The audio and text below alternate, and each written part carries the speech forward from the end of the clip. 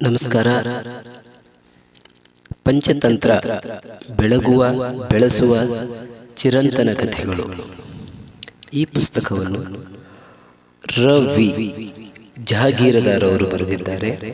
ಈ ಪುಸ್ತಕದ ಕಥೆಗಳನ್ನು ಇಂದು ನಾವು ತಿಳಿದುಕೊಳ್ಳುತ್ತಾ ಹೋಗೋಣ. ಮೊದಲನೇ ಕಥೆ ಜಾಣ ನರಿ. ಈ ಕಥೆಯನ್ನು ನಾವು ಮಕ್ಕಳಿಗೆ ತಿಳಿಸೋಣ, ಮತ್ತೆ ನಾವು ಇದರ ಸಾರವನ್ನು ತಿಳಿದು ಜೀವನದಲ್ಲಿ ಒಳ್ಳೆಯದನ್ನು ಕೆಟ್ಟದನ್ನು ಗಮನಿಸಿ ನಡೆದುಕೊಳ್ಳೋಣ. ಈಗ ಕಥೆಯನ್ನು ಶುರು ಮಾಡೋಣ.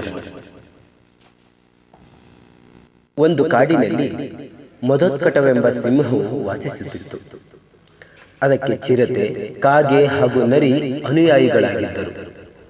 ಒಮ್ಮೆ ಕಾಡಿನಲ್ಲಿ ಅಲಿಯುತ್ತಿದ್ದ ಅವುಗಳು ವರ್ತಕರ ಗುಂಪಿನಿಂದ ದೂರವಾದ ಕ್ರತನಕವೆಂಬ ಒಂಟೆಯನ್ನು ನೋಡಿದವು. ಆಗ ಸಿಂಹವು, ಈ ಪ್ರಾಣಿಯನ್ನು ಹಿಂದೆಂದೂ ನೋಡಿಲ್ಲ, ಇದು ಅರಣ್ಯವಾಸಿಯೋ ಅಥವಾ ಗ್ರಾಮವಾಸಿಯೋ ಎಂದು ತಿಳಿದುಕೊಳ್ಳಿ ಎಂದಾಗ ಕಾಗೆಯು, ಪ್ರಭು, ಗ್ರಾಮವಾಸಿಯಾದ ಇದು ಒಂಟೆ ಎಂಬ ತಿನ್ನಲು ಯೋಗ್ಯವಾದ ಪ್ರಾಣಿ, ಆದ್ದರಿಂದ ಇದನ್ನು ಕೊಂದುಬಿಡಿ ಎಂದಿತು. ಆ ಸಿಂಹವು, ಮನೆಗೆ ಬಂದವರನ್ನು ನಾನು ಕೊಲ್ಲುವುದಿಲ್ಲ, ಏಕೆಂದರೆ ವಿಶ್ವಾಸದಿಂದ ಹಾಗೂ ನಿರ್ಭಯದಿಂದ ಮನೆಗೆ ಬಂದ ಶತ್ರುವನ್ನು ಕೊಂದರೂ ಕೂಡ 100 ಸಜ್ಜರನ್ನು ಕೊಂದ ಪಾಪವೂ ಬರುತ್ತದೆ. ಆದ್ದರಿಂದ ಅಭಯ ಪ್ರದಾನವನ್ನು ಮಾಡಿ ನನ್ನ ಬಳಿಗೆ ಕರೆದುಕೊಂಡು ಬನ್ನಿ, ಅದು ಇಲ್ಲಿಗೆ ಬಂದಿರುವ ಕಾರಣ ತಿಳಿದುಕೊಳ್ಳುವೆನು